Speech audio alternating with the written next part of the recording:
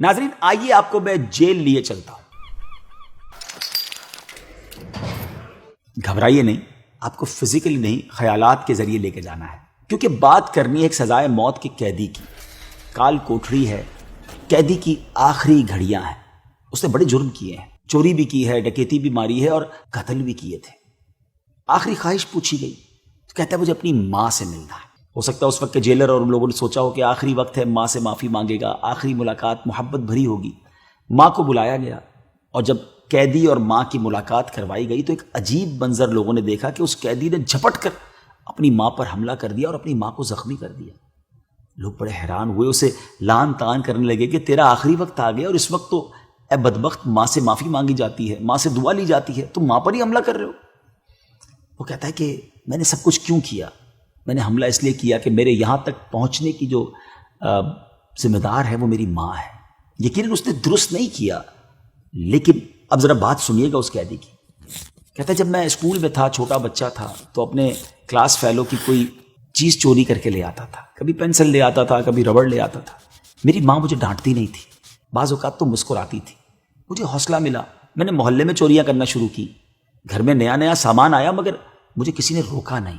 بڑھتے بڑھتے میں بڑا چور بنا، پھر ڈکیتوں کا گروہ جوائن کیا، پھر قتل بھی شروع کر دیے اور آج سزائے موت کا قیدی بن گیا.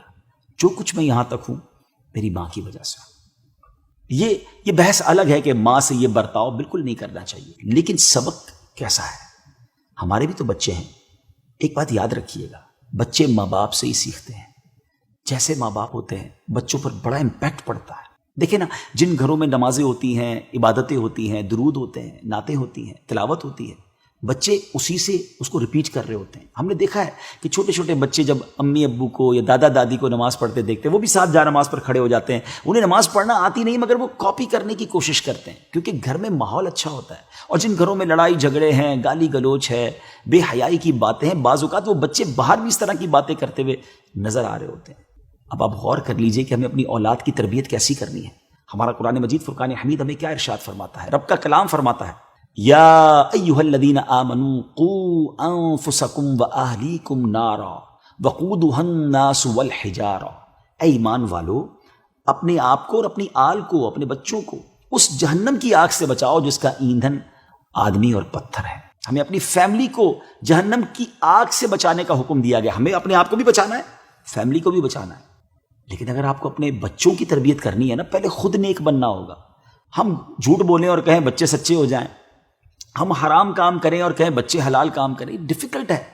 اور دیکھیں، نیک اولاد تو ہمارے مرنے کے بعد بھی کام آئے گی نا.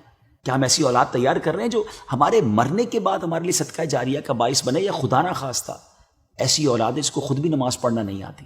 ہم نے دیکھا ہے کہ ماں باپ کا جنازہ ہوتا ہے مگر بیٹا جو ہے وہ جنازہ پڑھنا نہیں جانتا. ہونا تو یہ چاہیے کہ ہم اپنے بیٹے کی ایسی تربیت کریں کہ ہمارے مرنے کے بعد وہ ہمارا جنازہ پڑھائے.